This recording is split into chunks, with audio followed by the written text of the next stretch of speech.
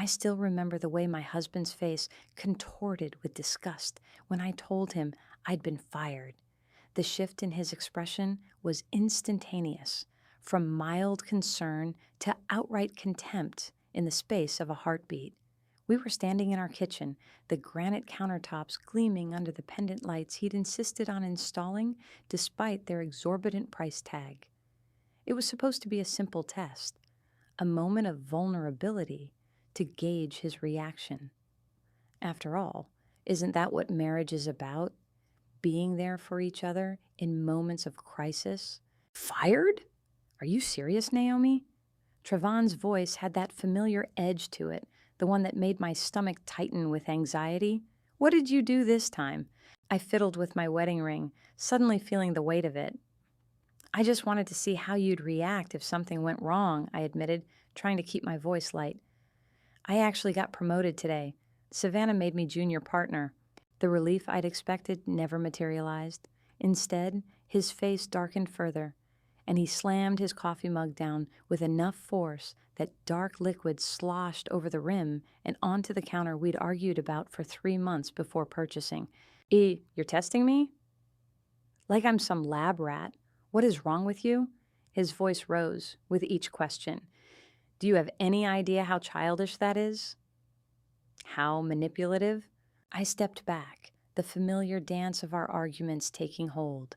I just wanted to... To what? See if I'd comfort you? Grow up, Naomi. We're not in college anymore. You can't just make up scenarios to test people's reactions. He grabbed his keys from the hook by the door. This is exactly why Savannah probably only promoted you out of pity. You're constantly creating drama where there doesn't need to be any. The door slammed behind him with such force that the wedding photo on the entryway table tilted precariously before settling back into place. I stood frozen, his words hanging in the air between us.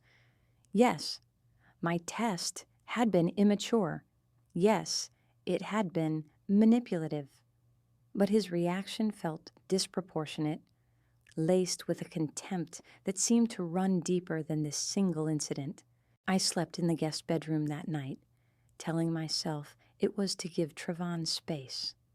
In reality, I couldn't bear to lie next to someone who could so easily tell me I was worthless, that my accomplishments were born of pity rather than merit. 7 years of marriage, and still, I didn't truly know the man I'd pledged my life to. Morning came with the hesitant peace that often followed our arguments, a fragile truce built on mutual avoidance rather than resolution. I moved through my routine mechanically: shower, dress, coffee. Trevon had already left for work by the time I emerged from the guest room, a small mercy that spared us both the awkwardness of forced conversation over breakfast. I was gathering my things to head to the office, to celebrate the promotion that should have brought joy instead of conflict, when I heard the front door open. Trevon must have forgotten something. I remained in the kitchen, unsure whether to acknowledge him or maintain our silent standoff. The murmur of his voice reached me first, the particular tone he reserved for his mother, Delphinia. I hadn't heard the phone ring, which meant he was talking to her on his cell. I shouldn't eavesdrop. I knew this, and yet I found myself holding perfectly still, barely breathing, straining to hear his words. She actually tested me, Mom. Told me she got fired just to see how I'd react. His voice was clearer now as he moved toward the kitchen. I stepped back into the pantry, the door left slightly ajar. No, I didn't tell her anything. I just got angry about the test, played it off like that was the only issue. A pause. I could imagine Delphinia on the other end, offering whatever counsel had shaped my husband into the man he was. We're still on schedule. The promotion actually helps. She'll have access to bigger accounts now. Another pause. 45 days at most. By then, everything will be in place, and it won't matter what she knows or doesn't know. My blood turned to ice in my veins. Schedule? Accounts? The cryptic fragments painted a picture I couldn't quite make out, but the brushstrokes were dark and threatening. "I know what I'm doing, Mom. I've been laying the groundwork for 18 months. She trusts me completely. Or at least she did until last night." A bitter laugh. "These little tests of hers might actually work in our favor. Makes her seem unstable, you know?" I pressed my hand against my mouth to stifle any sound that might escape. My mind raced through possibilities. Was he planning to leave me? Steal from me? The promotion at Savannah's law firm meant I'd be handling significant client accounts, including trust funds and estate planning for some of our wealthiest clients. "Gotta go. She could be home any minute. I'll call you tonight with an update on the Westerfield account. That's the big one. If we can get access to that, the rest is just gravy." The Westerfield account. My first major client as junior partner. $38 million in assets that I was now responsible for managing. The pieces began to click into place with sickening clarity. I heard Trevon's footsteps retreating, followed by the front door closing once more. Only then did I allow myself to breathe, to step out of the pantry on shaking legs. I gripped the counter to steady myself, mind whirling with implications. My husband was planning something involving my client's accounts, something that required access only my new position could provide, something with a 45-day timeline. And his mother was involved. The promotion that should have been a triumph now felt like a trap closing around me. But worse than that was the realization that the man I'd shared my life with for 7 years was a stranger, someone capable of elaborate deception, of using me as a pawn in whatever scheme he was orchestrating. I called the office and told them I'd be working from home today. A minor lie that felt insignificant in the shadow of what I'd just discovered. Then I sat at our dining room table, the one we'd picked out together during what I'd thought was a happy time in our marriage, and began to make a plan of my own. The first step was information. I needed to understand exactly what Trevon was planning before I could counter it. That meant access to his communications, his plans, his real intentions. The thought of investigating my own husband made me physically ill, but the alternative, remaining in ignorant danger, was worse. Our home computer was password protected, but Trevon had always been careless with security. The password was a variation of his mother's birthday, July 16, 1962, with special characters substituted for letters. It took only 3 attempts before I was in. His email revealed nothing obvious. Either he was being cautious or using another account I didn't know about. His browser history had been recently cleared, unusual for someone who rarely worried about digital footprints. I was about to give up when I noticed a folder tucked away in a subdirectory innocuously labeled Tax Docs 2024. Inside was a series of spreadsheets, tracking account numbers, dollar amounts, and transfer dates. Most were labeled with client initials I recognized from my firm. The Westerfield account featured prominently with notations about vulnerability points and access protocols. None of it was explicitly incriminating, but the secretive nature of the documents, hidden on our shared computer, sent a chill through me. The final spreadsheet in the folder was a timeline. It started 18 months ago, exactly when Trevon had mentioned laying the groundwork, and culminated 45 days from now with an entry labeled simply completion/transfer/departure. Departure. The word stared back at me from the screen, its meaning unmistakable. Whatever Trevon was planning, it ended with him leaving. Whether that meant leaving me, leaving the country, or something else entirely, I couldn't be sure. But the intent was clear. This was an exit strategy. I carefully closed everything, ensuring the computer looked exactly as I'd found it. Then I sat in the silent house, our wedding photos staring down at me from the walls, and tried to reconcile the man I thought I'd married with the one who was systematically plotting what appeared to be financial fraud using my career as the vehicle. My phone buzzed with a text from Trevon. "Sorry about last night. Dinner at Mariposa to celebrate your promotion, 7 p.m. Love you." The casual endearment, the apparent contrition, all of it felt like another layer of the performance I was now seeing through. I texted back, "Sounds perfect. Love you too." The words felt like ash in my mouth. I spent the rest of the day in a daze, moving between grief and rage, disbelief and determination. By the time I dressed for dinner, choosing the emerald dress Trevon had always admired, I'd made a decision. I would play along. I would become the actress my husband already was. And I would find out exactly what he was planning before he had the chance to destroy my career, my clients' trust, and what remained of my heart. Mariposa was crowded when I arrived, the kind of upscale establishment where conversations remained private despite the proximity of other diners. Trevon was already at our table, standing to greet me with a kiss that felt like betrayal against my skin. "You look stunning," he said, his eyes warm and appreciative. Was this the same man who'd called me useless just yesterday? The same one who'd outlined his plans to use me to his mother this morning? His ability to compartmentalize was chilling.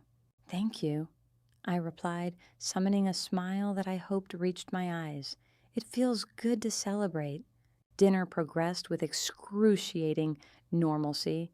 Trevon asked about my promotion, offering congratulations that now rang hollow. He shared anecdotes from his day at the investment firm where he worked, each word making me wonder which parts were fabrications. Had our entire relationship been built on such careful lies? "I've been thinking," he said as we finished our entrees, reaching across the table to take my hand. "This promotion of yours, it's a big deal. You've worked so hard for this." I nodded, watching his face for tells, for glimpses of the man who'd spoken so callously about me to his mother. "It's what I've been working toward since law school. And now you'll have bigger clients, more responsibility." His thumb stroked across my knuckles in a gesture that once would have comforted me. "I was thinking maybe we should celebrate by taking that trip we've been talking about. Italy, maybe? In about 2 months or so, once you've settled into the new position." 2 months. Just after the 45-day timeline in his spreadsheet. The departure he'd planned. "That sounds wonderful," I lied, squeezing his hand. "Though I might be pretty busy with the new accounts. Especially the Westerfield estate. It's complicated." I watched carefully for his reaction. There it was. A momentary flicker in his eyes, quickly masked with casual interest. "Westerfield? Don't think you've mentioned them before, haven't I?" "It's a big account. 38 million in assets." I took a sip of wine, maintaining eye contact over the rim of my glass. "The firm's been handling it for years, but now it's my responsibility. My first major test as junior partner." Trevon's smile remained fixed, but I could see the calculations happening behind his eyes. "You'll handle it brilliantly. You always do." He raised his glass. "To your success and everything it will bring us." The crystal made a delicate sound as our glasses met, the chime of it like a warning bell. We were both performing now, both hiding behind carefully constructed facades. The difference was, only one of us knew the show was over. That night, lying beside my husband in bed, I stared at the ceiling and tried to understand how we'd arrived at this point. Had there been signs I'd missed? Moments when the mask had slipped that I'd chosen to ignore? I thought back to the beginning, to our meeting 6 months after I'd graduated from law school. Trevon had been charming, attentive, seemingly supportive of my ambitions. We'd married after 2 years of dating, settling into the comfortable routines of shared life. There had been arguments, of course. What couple didn't have them? but nothing that signaled the depth of deception I now faced. Or had there been? The more I thought about it, the more I realized how often Trevon had asked about my work, about the firm's clients, about the systems in place to protect their assets. I had interpreted it as interest in my career, but now those questions took on a more sinister cast. There was also his relationship with his mother, unnaturally close, with daily phone calls and a deference that went beyond filial respect. Delphinia Mercer had never approved of me, her polite smile never reaching her eyes whenever we met. I'd tried to build a relationship with her, believing that time would soften her resistance. Now, I wondered if she'd seen me as an obstacle from the beginning, or worse, as a tool to be used and discarded. Sleep eluded me that night and many nights after. I maintained the charade, loving wife, dedicated attorney, unwitting accomplice, while systematically gathering information. Each day was an exercise in deception, each conversation a minefield of potential slips that might alert Trevon to my awareness. I created a second email account, one he didn't know about, and began forwarding copies of everything I found to myself: his spreadsheets, snippets of conversations I managed to record, notes on patterns I observed. It wasn't enough to know he was planning something. I needed proof, concrete evidence that would stand up to scrutiny when this all came crashing down. The breakthrough came 3 weeks after that dinner at Mariposa. Trevon had grown increasingly interested in my work schedule, particularly the days when I'd be meeting with the Westerfield trustees. He'd even suggested accompanying me to a charity event where Harold Westerfield III, the primary beneficiary, would be in attendance. "It would be good for me to meet your important clients," he'd said with that smile that once melted my reservations. "Put a face to the name, you know? Besides, these events are always more bearable as a couple." I'd agreed, recognizing the opportunity to observe him in action. The charity gala was a lavish affair, held at the Adiron Museum of Modern Art, with tickets costing $5,000 per person, a sum Trevon paid without hesitation. Another red flag I filed away. Where was this money coming from? His investment job paid well, but not extravagantly so. Harold Westerfield III was in his late 60s, a widower with more money than he knew what to do with, and the perpetual target of those hoping to separate him from some of it. I'd met him 4 times since taking over his account, each meeting reinforcing my impression of a lonely, cautious man who trusted very few people with his affairs. "Harold," I greeted him warmly, champagne flute in hand. "Wonderful to see you outside the confines of legal documents." "Naomi," he returned with a genuine smile, "you look considerably less intimidating without that mountain of paperwork between us." I laughed, turning slightly to include my husband in the conversation. "This is my husband, Trevon Mercer." Trevon, Harold Westerfield, one of my most valued clients. The 2 men shook hands, exchanging pleasantries. I watched as Trevon deployed his considerable charm, asking thoughtful questions about Harold's philanthropic interests, his art collection, his plans for the estate. To anyone else, it would have appeared as simple networking, the supportive spouse taking interest in his wife's professional connections. But I saw the calculated nature of each question, the way Trevon subtly steered the conversation toward matters of access, who managed various aspects of the Westerfield fortune, what security measures were in place, how decisions about large transfers were approved.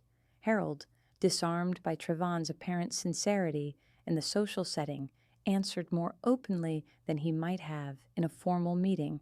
"You should come to the house sometime," Harold said as our conversation wound down. "Both of you. I've just acquired a Rothman that I think you'd appreciate, Trevon, given your interest in 20th century expressionists." An interest my husband had fabricated entirely during their 30-minute conversation. "We'd be honored," Trevon replied, his hand finding the small of my back in a gesture of intimate unity. "Wouldn't we, darling?" I nodded, maintaining my smile while inwardly recoiling from his touch. "Absolutely." As we moved away to mingle with other guests, Trevon leaned close to whisper in my ear, "He likes you." "That's good. Trust is everything in your line of work." The irony nearly made me laugh aloud. Trust. The foundation of my profession and my marriage, both now revealed to be built on shifting sand.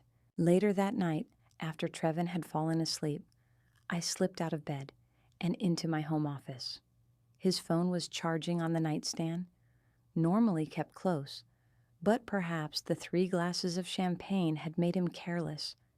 I'd never invaded his privacy this way before, had respected the boundaries that healthy relationships required, but these were not normal circumstances. The phone was locked, but I knew the code. His mother's birth year, 62. Another sign of the unhealthy influence Delphinia exerted over her son's life. I opened his text messages first, scrolling through our conversations, then his exchanges with colleagues and friends. Nothing overtly suspicious, until I reached the thread with his mother. Unlike their phone conversations, which I could only partially overhear, these messages laid out their plans with disturbing clarity. Target acquired at event. Westerfield is isolated, trusting. Perfect mark. How long before N can arrange access to the full portfolio? 30 days max. Working on getting invited to his home. That's where he keeps the authentication materials.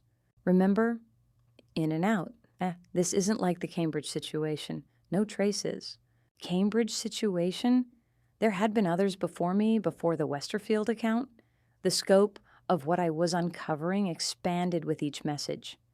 This wasn't an opportunistic plan developed after my promotion. This was a pattern, a practice scheme that had been executed before. I carefully forwarded the most incriminating messages to my secret email, then replaced the phone exactly as I'd found it. Back in bed, Trevon's arm instinctively reached for me, pulling me against his chest in his sleep. I lay rigid in his embrace, my mind racing with implications and possible courses of action. The next morning, I called in sick to work, something I rarely did, and waited until Trevon left for his office. Then I drove to the public library, where I could use a computer that wasn't connected to any of our accounts. I researched Cambridge situation, along with terms like financial fraud and trust fund theft. It didn't take long to find what I was looking for. 2 years ago, a wealthy family in Cambridge, Massachusetts, had discovered nearly $7 million missing from their various accounts. The suspected perpetrator was never caught, though the investigation had focused on the family's financial advisor, a woman named Elise Thorpe, who had vanished around the same time as the money. There was a photograph accompanying one of the articles. Elise Thorpe stood beside an older woman at some charity function, both smiling at the camera.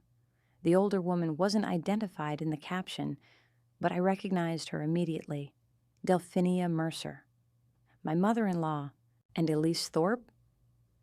She bore no physical resemblance to Trevon, but her role was unmistakably similar to mine in whatever scheme they were running. The financial advisor, the trusted professional with access to the accounts, the unwitting accomplice, or perhaps, in her case, a willing participant. I printed the article, paid in cash, and drove to the one place I was certain would be empty, Delphinia's house.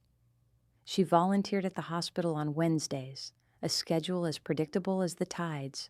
Her spare key was hidden in a fake rock beside her garage, a hiding place Trevon had shown me years ago in case of emergencies. This certainly qualified as an emergency.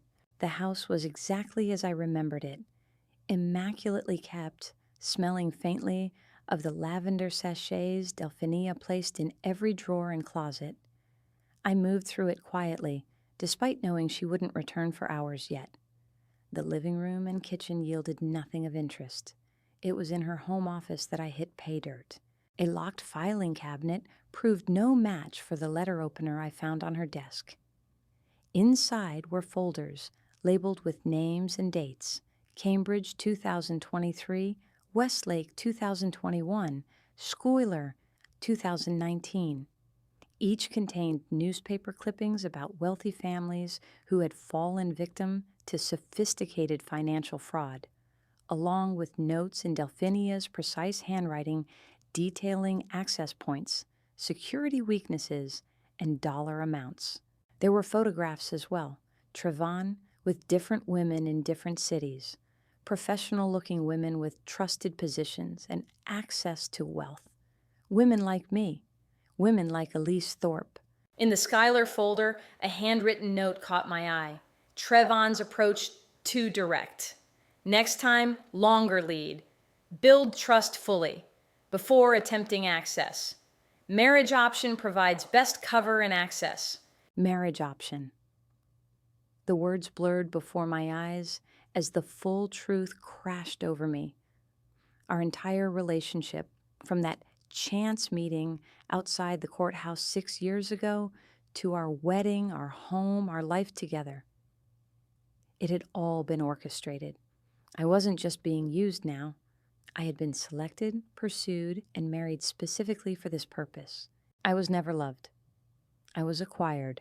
The sound of a car in the driveway jolted me from my horrified trance. A quick glance at my watch confirmed it was far too early for Delphinia to return from volunteering. I hastily photographed as many documents as I could with my phone, then closed the filing cabinet and rushed to the window. Trevon's car sat in the driveway. My heart pounded against my ribs as I calculated my options. The front door would be visible from where he'd parked. The back door led to a fenced yard with no easy exit. I was trapped. Footsteps on the porch. The sound of a key in the lock. I pressed myself against the wall beside the office door, mind racing through scenarios, each worse than the last. If Trevon found me here, with evidence of their past crimes spread across his mother's desk, what would he do? The front door opened and closed. "Mom?" Trevon's voice called out. "You home early?" I held my breath, willing him to leave again. Instead, his footsteps moved further into the house, toward the kitchen. I heard the refrigerator open and close, the clink of ice in a glass. He was making himself at home, settling in rather than leaving. I needed a story, a plausible reason for being in his mother's house when I should have been at work. Sick day, needed to borrow something, thought Delphinia might be home early. None of it would explain why I was in her office, going through her private files. The sound of his phone ringing saved me from having to decide. "Hey, Mom," I heard him say. "No, just stopped by to pick up those documents you mentioned." "Yeah, I know where the safe is. Combination still Grandpa's birthday?" A pause. I strained to hear, calculating whether I could somehow slip past while he was distracted. "No, Naomi has no idea. She's at work until 6 tonight, meeting with Westerfield at 4. Another pause. "Everything's on track, 22 more days, and we're in the clear." The timeline had accelerated. Whatever they were planning was happening sooner than the spreadsheet had indicated. My hands trembled as I took one last photo of the open folder on the desk, then carefully replaced everything. "Okay, see you tonight," Trevon concluded, followed by the sound of footsteps moving toward the back of the house, toward me. I flattened myself against the wall again, pulse thundering in my ears. The footsteps paused outside the office door, and for a moment I was certain he would enter. Then they continued past, toward Delphinia's bedroom. It was my only chance. I slipped out of the office and moved silently through the living room toward the front door. My hand was on the knob when Trevon's voice froze me in place. "Naomi, what the hell are you doing here?" I turned slowly to face my husband, whose expression had transformed from shock to calculation in the space of a heartbeat. The mask was slipping, revealing glimpses of the stranger beneath. "I was looking for Delphinia," I said, Summoning a casual tone I was far from feeling, I took a sick day and thought she might be home. The door was unlocked, so I came in to wait. Lies upon lies. The currency of our marriage now. You're sick?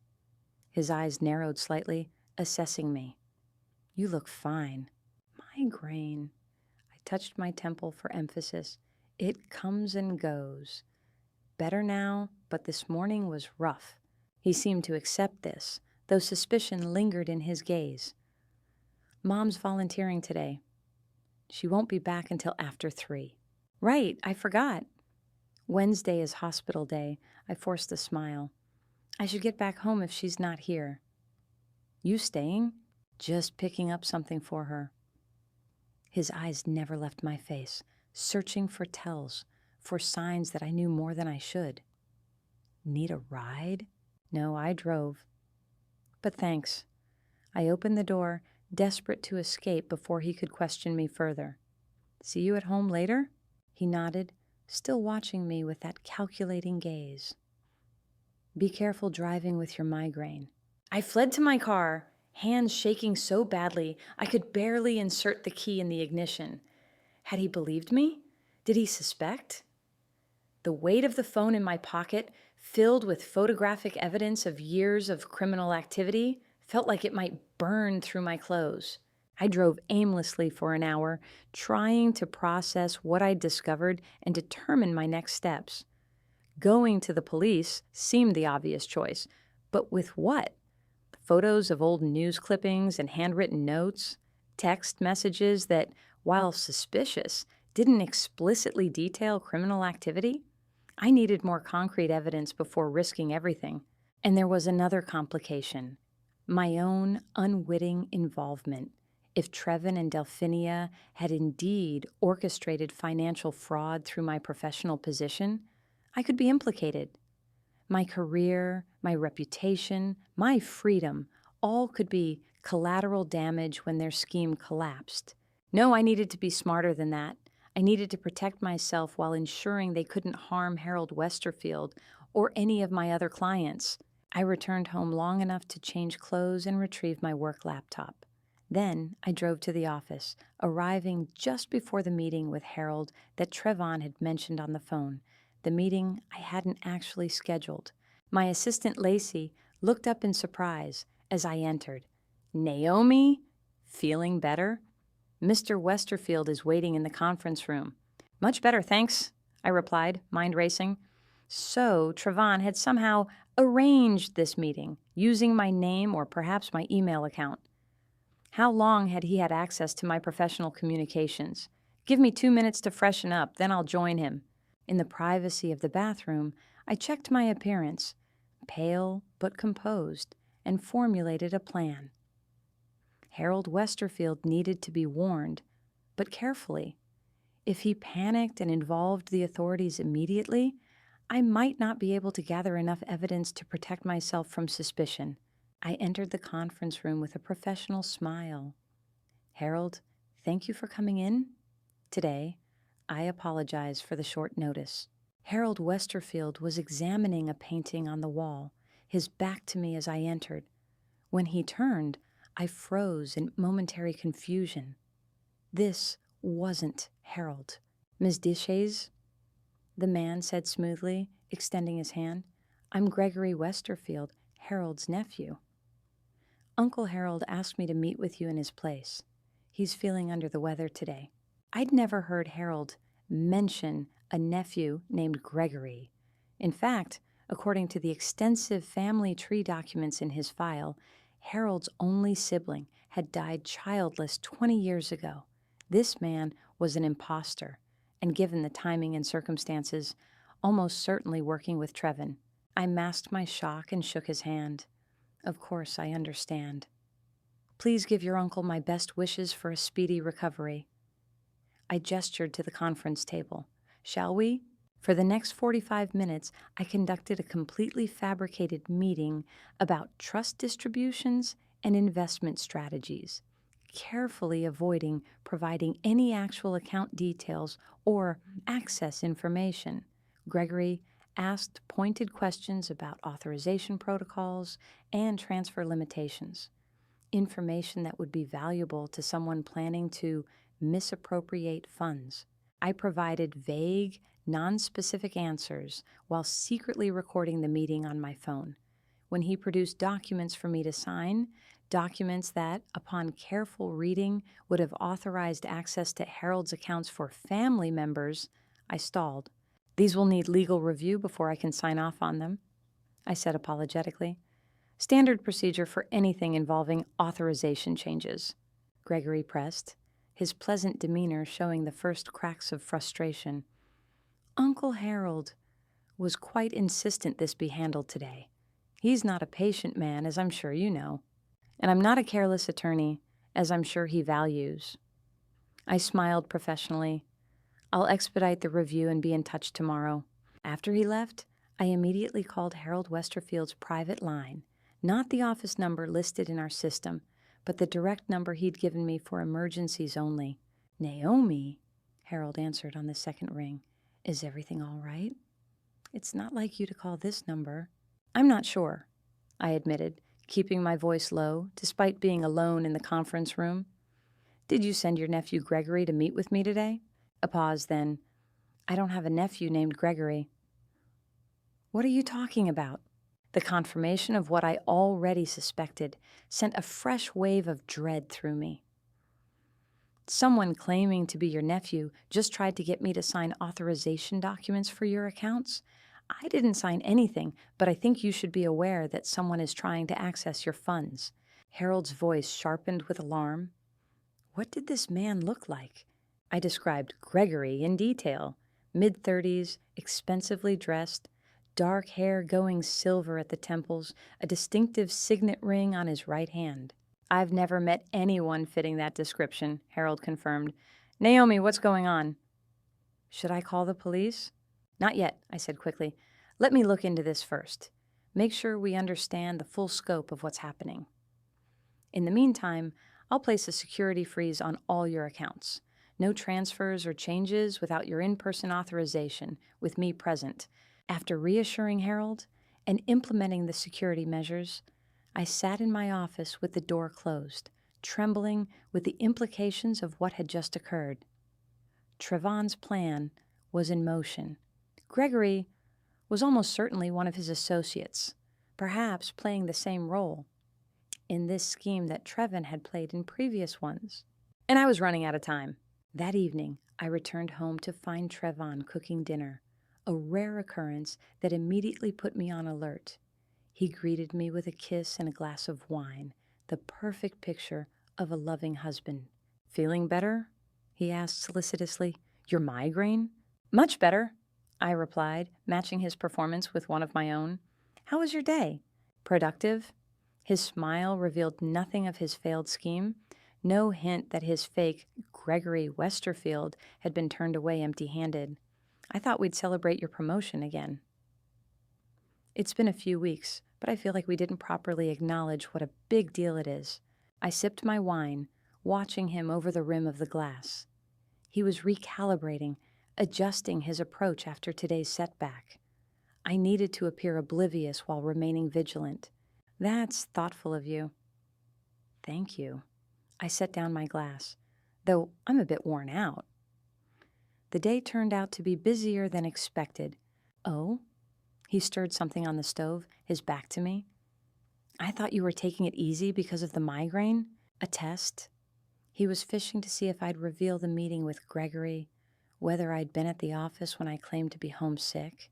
"I went in for an important meeting," I said, offering a partial truth. "Client couldn't reschedule." Trevon nodded, seemingly satisfied with this explanation. "Anyone I know?" "From the charity event, maybe?" Now he was specifically probing about the Westerfield meeting.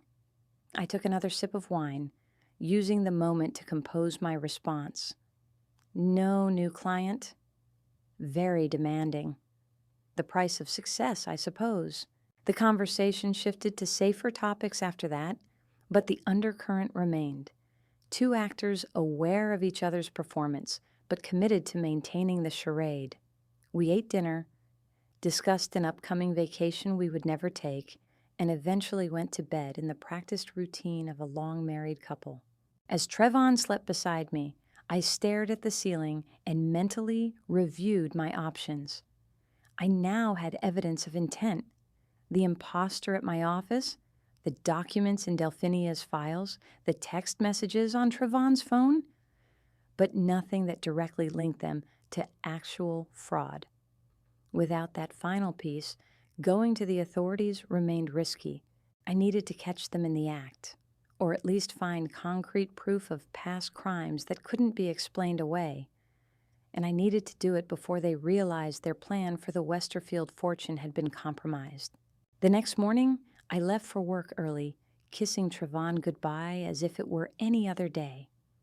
Instead of going to the office, however, I drove to the bank where I maintained a safe deposit box. One opened in my maiden name, Naomi Deshays, that Trevon knew nothing about. Inside were copies of my most important documents, an emergency fund of $20,000 in cash, and now the evidence I'd been gathering against my husband and mother-in-law. From the bank, I called Lacey and asked her to clear my schedule for the day. Then I drove to a coffee shop 3 towns over, where no one would recognize me, and made a call I'd been dreading. Financial Crimes Division, Detective Sheridan speaking. I took a deep breath. Detective, my name is Naomi Deshays. I'm an attorney, and I believe I have uncovered evidence of a planned financial fraud targeting my clients. The detective asked pointed professional questions about what I discovered and what evidence I could provide. I shared what I knew while carefully emphasizing my own ignorance of the scheme until recently. I'm concerned about my own exposure here, I admitted. My husband appears to be involved, and there's a possibility that my professional credentials are being used without my knowledge. Your cooperation will certainly be taken into consideration, Detective Sheridan assured me, but I need to be clear. If you've participated in any way in the fraud, even unwittingly, there could be professional consequences. I understand, I said, the weight of what I was risking pressing down on me, but I can't allow my clients to be victimized. And honestly, I can't continue living this lie. We arranged to meet the following day at a neutral location where I could turn over copies of the evidence I'd gathered. In the meantime, Detective Sheridan advised me to continue as normal, to avoid arousing suspicion. These types of criminals can be dangerous when cornered, she warned. Your safety should be your priority. I returned home that evening to find Trevon and his mother sitting in our living room, their conversation cutting off abruptly when I entered. The air felt charged with tension, with unspoken accusations. "Delphinia," I greeted her with forced warmth. "What a nice surprise." "Naomi." My mother-in-law's smile was as empty as my own. "I was just checking on you." Trevon mentioned you'd been unwell. "Just a migraine. Much better now." I set down my bags, hyper-aware of both their gazes tracking my movements. "Will you stay for dinner?" "I was hoping to," Delphinia replied, her eyes never leaving my face. "Trevon tells me you've been quite busy at work lately." New responsibilities, important clients. It must be stressful. I recognized the probing for what it was. They were fishing for information, trying to determine if I knew anything, if I was the reason their Gregory ploy had failed. "It comes with the territory," I said lightly, "but it's what I've worked for." "What we've worked for?" I looked pointedly at Trevon, whose expression remained unreadable. Dinner was excruciating. A masterclass in subtext and veiled meanings. Delphinia asked seemingly innocent questions about my work schedule, my clients, my security protocols. Each answer I gave was carefully constructed to reveal nothing while appearing transparent. "I've always admired your dedication," Delphinia said as we finished dessert. "So many young women today lack that drive, that ambition." "Thank you," I replied, wondering how many other dedicated women they had targeted before me, though I've learned that ambition needs to be balanced with caution. Trust is essential in my field, but so is vigilance. Trevin's fork paused halfway to his mouth, his eyes meeting his mother's briefly before returning to his plate. Vigilance? Absolutely. I maintained an easy smile. People aren't always what they seem, especially when large sums of money are involved. I had an interesting situation just yesterday. Someone tried to impersonate a client's family member to gain account access. The silence that followed was deafening, broken only by the delicate sound of Delphinia setting down her wine glass. "How troubling," she finally said. "Were they caught?" "Not yet," I replied, looking directly at her. "But we have security measures for exactly these situations." Nothing was compromised. The rest of the evening passed in a strange detente, all three of us performing our roles, while acutely aware that something fundamental had shifted. When Delphinia finally left, Trevon walked her to the door. Their heads bent together in whispered conversation I couldn't quite catch. He returned to find me clearing the dishes, his expression now openly calculating. "You never mentioned an impersonation attempt, didn't I?" I kept my voice casual. It was a strange situation, still being sorted out. "What client?" he pressed, moving closer. I turned to face him, maintaining the facade of normalcy through sheer force of will. "You know I can't discuss specific clients, Trevin." "Confidentiality." "Of course." His smile didn't reach his eyes. "I was just curious. It's not every day someone tries to commit fraud at your firm." "No," I agreed, holding his gaze. "It isn't." We went to bed that night with new awareness between us. The pretense wearing increasingly thin, the moment of truth approaching faster than either of us had planned. I lay awake long after Trevon's breathing evened out in sleep, wondering if I would ever again know what it meant to feel safe in my own home, with the man I had once believed loved me. The next morning, Trevin left for work earlier than usual, claiming a breakfast meeting with clients. I waited until his car had disappeared down the street before retrieving my phone from its hiding place and checking for messages. There was a text from an unknown number. "Detective Sheridan. Meeting confirmed. Noon today. Come alone?" I dressed carefully, selecting a conservative suit that projected professional competence. Today would determine the course of the rest of my life, my career, my freedom, my future. The evidence needed to be compelling enough to clear my name while implicating Trevon and Delphinia. Before leaving the house, I took one last look around. At the wedding photos on the mantel, the throw pillows we'd argued over at the home decor store, the small signs of a shared life that had turned out to be nothing but elaborate stage dressing for a long con. Despite knowing the truth, part of me still grieved for what I'd thought we had. I was halfway to the meeting location when my phone rang. Lacey from the office, her voice tight with controlled panic. "Naomi, I think you need to come in right away. There's a situation with the Westerfield account." My blood ran cold. "What kind of situation?" "Someone tried to authorize a transfer. A big one. $15 million. They had all the right documentation, signatures that looked authentic, even the security codes."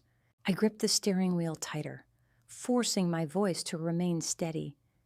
"Was the transfer stopped?" "Yes, because of the freeze you put on the account yesterday." "But Naomi..." Lacey hesitated. "The authorization form had your signature on it. A really good forgery." They had moved faster than I'd anticipated, pushing forward with their plan despite the setback with Gregory, and they were setting me up to take the fall if anything went wrong. "Who tried to make the transfer?" I asked, already suspecting the answer. "A man claiming to be Gregory Westerfield, with documentation identifying him as Harold's nephew and an authorized agent on the account. The same imposter, making another attempt. Is he still there?" "No, he left when the transfer was denied, but he seemed very confident, Naomi. Said there must be a misunderstanding, that you had personally assured him the funds would be available today." "Call security," I instructed her. "No one is to access any of my client files or accounts without my explicit in-person authorization. I'm on my way." I called Detective Sheridan next, explaining the development. They're accelerating their timeline. I need to get to my office before they try something else.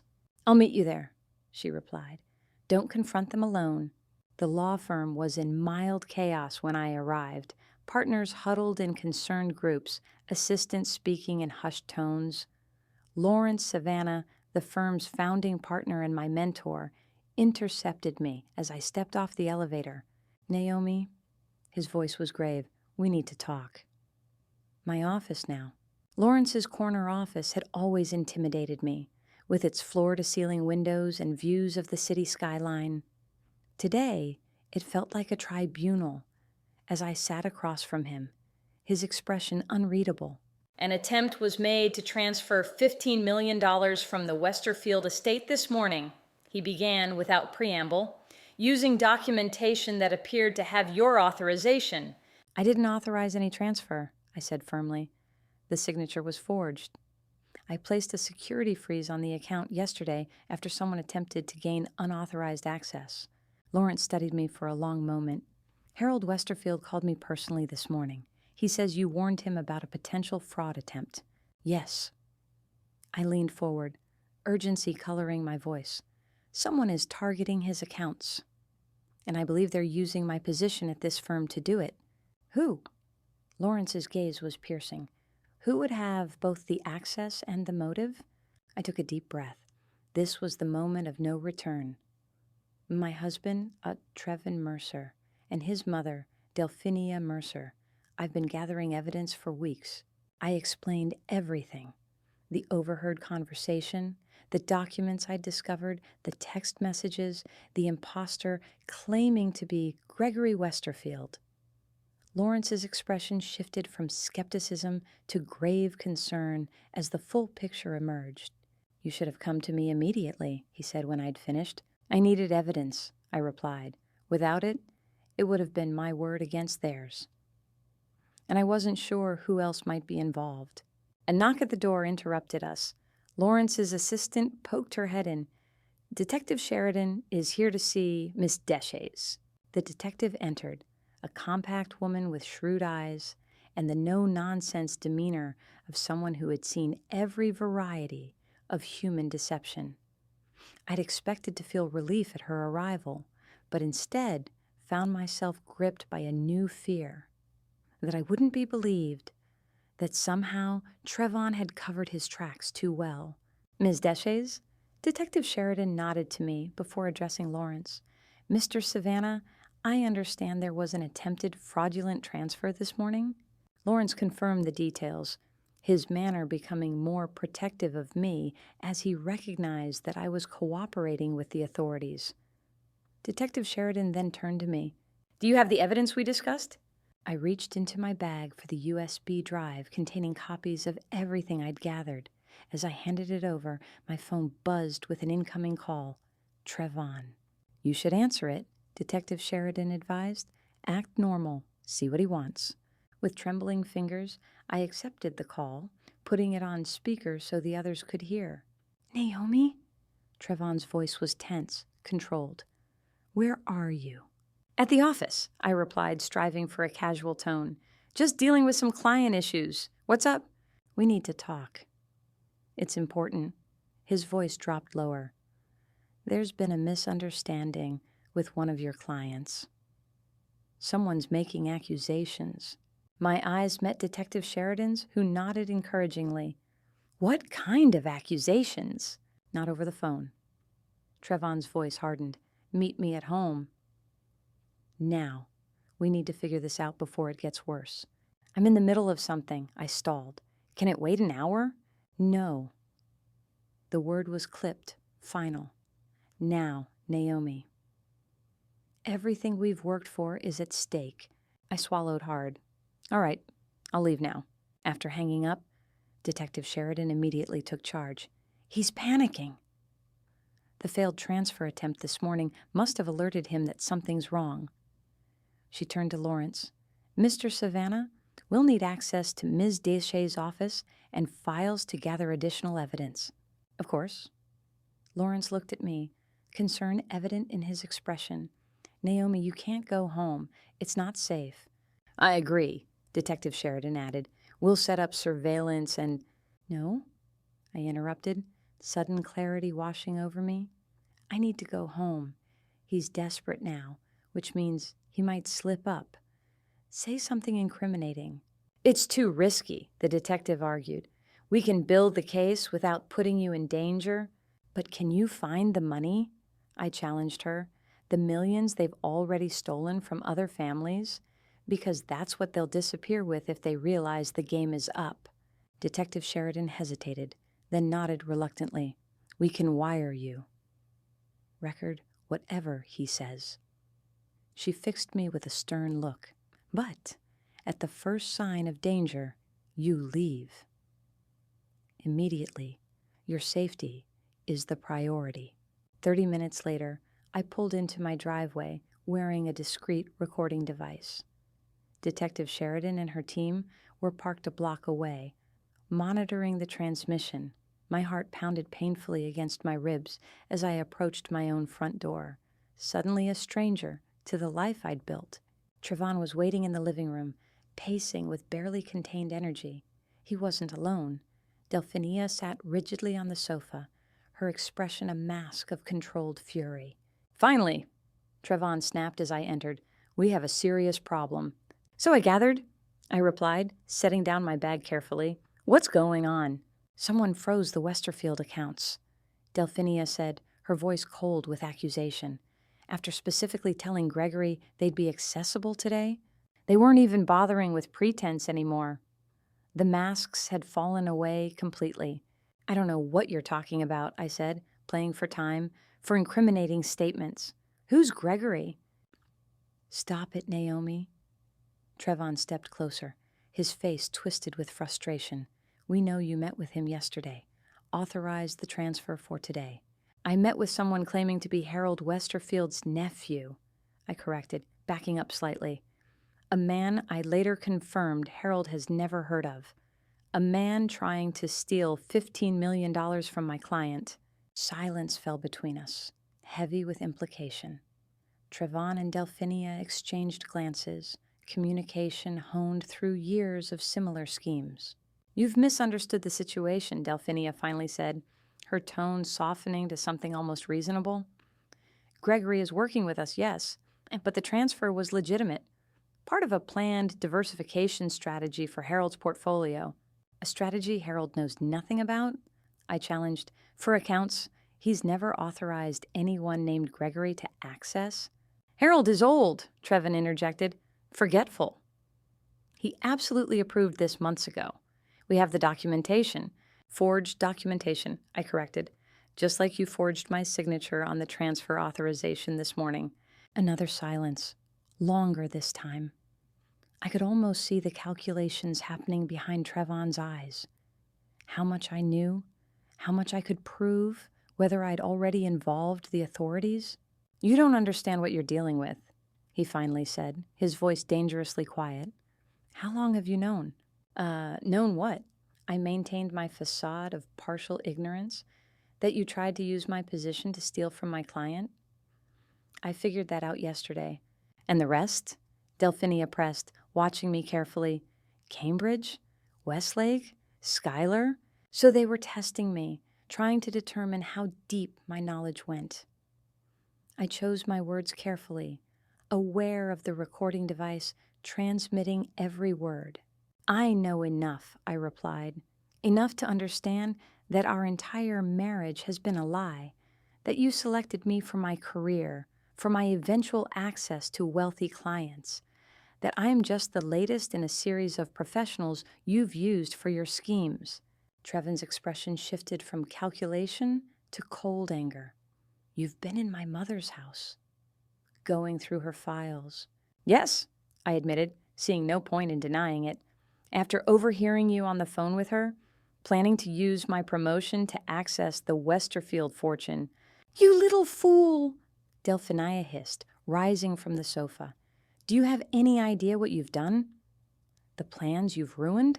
I've prevented you from stealing from my client, I shot back, from using me as your unwitting accomplice in fraud. Trevon laughed. a harsh, ugly sound I'd never heard from him before. Unwitting? Please. We've been married for 7 years. You think your hands are clean in all this? Every dollar we've spent, this house, our vacations, your designer wardrobe. Where do you think the money came from? My investment salary? I faltered, doubt creeping in despite my certainty. I never knew. Convenient ignorance. Delphinia cut in. The courts won't see it that way. You'll lose your license, your reputation, everything. Not if I cooperate, I countered, regaining my footing. Not if I help the authorities recover what you've stolen. The word authorities landed like a physical blow. Trevon went completely still, his eyes narrowing as he studied me. What have you done? He asked, his voice barely audible. What I had to. I answered simply. It's over, Trevon? The scheme, the marriage, all of it. The shift in him happened so quickly, I barely had time to react.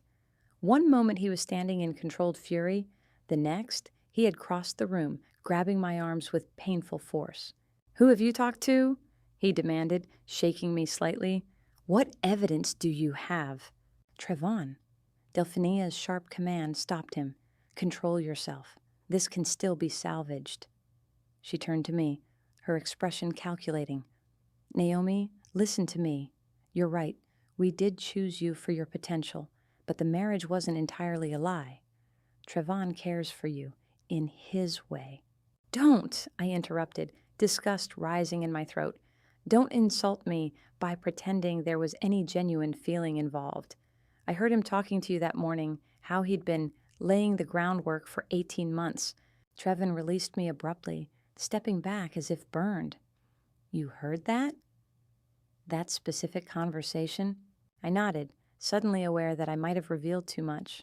The morning after you tested me, he continued, putting the pieces together, when I thought you were at work. You were in the house. Yes. His laugh was hollow. And that's when it all started to unravel. Because you couldn't just trust me, could you? You had to test, to question, to doubt. The irony was so thick I could choke on it. Trust you? When you married me for access to my client's money, when our entire relationship was built on lies, we could have had everything, he said, shaking his head as if I was the one who didn't understand. 45 more days, and we would have been set for life. No more schemes, no more cons, just wealth and freedom, at the expense of innocent people, I pointed out. People who trusted me. Rich people, Delphinia corrected dismissively, people with more money than they could spend in 20 lifetimes. That doesn't make it right, I insisted. Right? Trevon scoffed. What about what happened to my father, to our family fortune? Was that right? Old man Westerfield and his kind, they're the real thieves. We're just taking back what should have been ours. This was new information, a glimpse into the rationalization that allowed them to commit their crimes without remorse. I wanted to press further, to understand the origin of their justification, but Delphinia cut off this line of conversation with a sharp gesture. Enough. We're wasting time. She turned to me, her expression hardening. What exactly have you told the authorities, Naomi? And when are they expecting to hear from you next? The implication was clear, sending a chill down my spine. I took a step toward the door, suddenly very aware of my vulnerability. They know everything, I said, injecting confidence into my voice, and they're waiting for me right now. Trevon moved to block my path to the door. I don't believe you. You wouldn't have come here alone if they knew everything. I'm not alone, I replied, my hand moving subtly to activate the panic button on the recording device. And I didn't come unarmed. Delphinia's eyes narrowed. She's wearing a wire. Trevon lunged forward, his hands reaching for my jacket. I dodged, but he caught my arm, spinning me around with enough force that I slammed into the wall. Pain exploded in my shoulder, but adrenaline kept me moving, twisting away from his grasp. Run!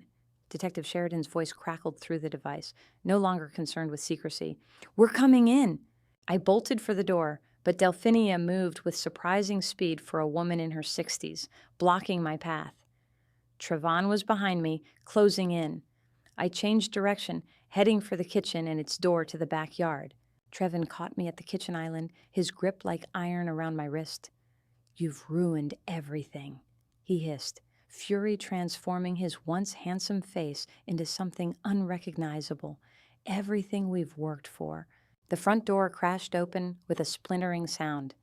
"Police! Freeze!" What happened next seemed to unfold in slow motion. Trevon's grip tightened painfully on my wrist as he pulled me against him, using me as a shield. Delphinia darted for the back door, but was met by officers coming in that way. Detective Sheridan appeared in the kitchen doorway, weapon drawn. "Let her go, Mercer," she commanded. "It's over." "It's never over," Trevon replied, his mouth close to my ear. "Not for people like us." I felt something press against my side. Not a weapon, but a USB drive. "The accounts," he whispered. "All of them. Your insurance policy." Before I could process what he meant, he shoved me forward toward Detective Sheridan and made a break for the garage door. He didn't make it 3 steps before officers tackled him to the ground, the sound of handcuffs closing around his wrists oddly final in the chaos. The aftermath unfolded with the surreal quality of a dream. Trevon and Delphinia were taken away in separate police cars. Detectives photographed our home, now a crime scene, while others bagged evidence, laptops, phones, documents. I sat at a neighbor's kitchen table, answering questions, signing statements, trying to make sense of how completely my life had imploded in the space of 3 weeks. "You did well," Detective Sheridan told me as she joined me hours later. "The recording gave us everything we needed. Explicit admissions of guilt, references to past crimes, even a nice attempted assault at the end for good measure." "What happens now?" I asked, feeling hollow with exhaustion. "Now we build the case. Your cooperation will be noted, of course. The district attorney will want to talk to you about immunity in exchange for testimony." "And my career?" The question felt small compared to everything else, but it was the one piece of my life I couldn't bear to lose. "That's between you and the Bar Association," she replied honestly.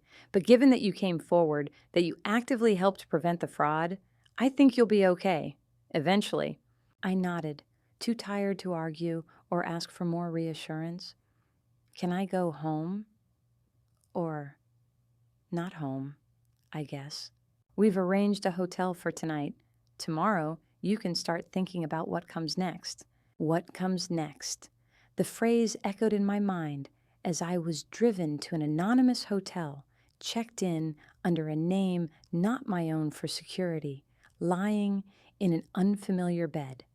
I finally allowed myself to feel the full weight of what had happened. The betrayal, the lies, the complete dismantling of what I'd thought was my life. In the darkness, I remembered the USB drive Trevon had pressed into my side during those final chaotic moments. I'd slipped it into my pocket automatically, and somehow it had remained there through all the questioning and statements. I took it out now, turning it over in my hands. "The accounts. All of them. Your insurance policy." What did that mean? Insurance against what? I plugged the drive into my laptop, half expecting to find nothing. One final manipulation from a man who had built our entire relationship on deception. Instead, I found folders, meticulously labeled with names and dates: Cambridge, Westlake, Schuyler, and 5 others I didn't recognize. Each contained detailed financial records, account numbers, passwords, transfer histories. The stolen money, millions and millions of dollars, tracked through a labyrinthine network of offshore accounts, shell companies, and digital currencies. Everything needed to recover what they had taken. But why would Trevon give this to me? His parting words echoed in my mind. "Your insurance policy." Then I found a document simply titled "Read This." It was a letter from Trevon, apparently written some time ago and updated periodically. The last modification date was just 2 days earlier. Naomi, if you're reading this, something has gone wrong with our plans. Maybe I slipped up. Maybe you figured it out on your own. You always were smarter than I gave you credit for. I won't insult you with apologies or explanations. What's done is done. But I'm not the monster you probably think I am right now. Or at least, I'm not only that monster. The truth, since that seems to be in short supply between us, is that I did choose you because of your career trajectory. Delphinia identified you as a potential target after researching the most promising young attorneys in 3 states. The plan was always to gain access to high-value clients through you. What wasn't part of the plan was actually caring about you. That happened somewhere between year 2 and year 3. Not enough to stop, obviously, but enough to create this contingency. This drive contains everything, every account, every dollar we've taken over 9 years of working these schemes. Enough evidence to recover most of the money and, incidentally, to ensure you're seen as the whistleblower rather than an accomplice. Consider it a divorce settlement of sorts, your insurance policy against both prosecution and poverty. I won't say I'm sorry. I won't say I loved you.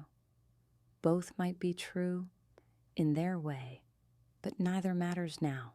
Good luck, counselor. You'll need it. Trevin. I stared at the screen, emotions warring within me. Anger, confusion, a grudging appreciation for this final manipulation that might actually save what remained of my life. Was this genuine remorse? A final power play? Perhaps both? Did it matter? I copied the files to my own secure cloud storage, then called Detective Sheridan. I have something you need to see, I told her. Everything you need to recover the stolen money. In the following weeks, I cooperated fully with the investigation. The evidence from Trevon's USB drive led to the recovery of over $47 million stolen from 8 wealthy families over nearly a decade. Trevon and Delphinia, faced with overwhelming evidence, eventually accepted plea deals. Significant prison time in exchange for cooperation in recovering the remaining funds. The law firm placed me on administrative leave while the Bar Association conducted their own investigation into my conduct. Lawrence Savannah, to my surprise, became my most vocal defender. She discovered the fraud, reported it immediately, and helped recover the stolen funds. He argued in meetings I wasn't permitted to attend, but heard about later. If we punish attorneys for being victims and then doing the right thing, what message does that send? 6 months after that fateful morning when I'd tested my husband with a lie about being fired, I was formally cleared of any professional misconduct. My position at the firm was restored, though I chose to focus on corporate law rather than trust and estate planning. A practical decision given the circumstances. Harold Westerfield, whose fortune had been saved by my intervention, sent me a handwritten note that I still keep framed on my desk. Thank you for reminding me that integrity still exists in this world. Your honesty saved more than my money. It restored my faith in people. As for Trevon, I visited him just once in prison 3 months into his 15-year sentence. He looked different somehow, smaller, less certain, the charismatic mask completely gone. Why did you give me the USB drive? I asked him, the question that had haunted me since that day. Was it remorse? Strategy? Some twisted form of affection? He considered the question for a long moment before answering. Maybe all of those, maybe none of them. His smile was sad, genuine, in a way I'd rarely seen during our marriage. Does it matter? It matters to me, I insisted. I need to understand if anything between us was real. Would it make it easier if I said yes? If I told you I really did fall in love somewhere along the way? He shook his head. The truth is, I don't know anymore where the con ended and the real feelings began. After a while, the lines blur. It wasn't the answer I wanted, but perhaps it was the most honest one he was capable of giving. We had no further communication after that visit. I filed for divorce, which he didn't contest, and legally reclaimed my maiden name, Naomi Deshays, no longer defined by a marriage built on lies. The promotion that had triggered this entire unraveling became a lifeline rather than a trap. I threw myself into my work, rebuilding my reputation case by case, client by client. The trust I'd taken for granted, from colleagues, from clients, from myself, had to be earned back gradually, painfully. There are still nights when I wake up in cold sweat, remembering the moment I overheard my husband plotting with his mother, the instant I realized that 7 years of my life had been an elaborate performance. But those nights grow fewer as time passes. I've learned to be more cautious, certainly, more vigilant about who I allow into my life, my home, my heart. But I've also learned that suspicion is no way to live. That testing people, as I did with Trevon that fateful night, often reveals more about our own insecurities than their trustworthiness. Sometimes I wonder what would have happened if I hadn't lied about being fired that night, if I hadn't eavesdropped the following morning. Would Trevin and Delphinia have succeeded in their scheme?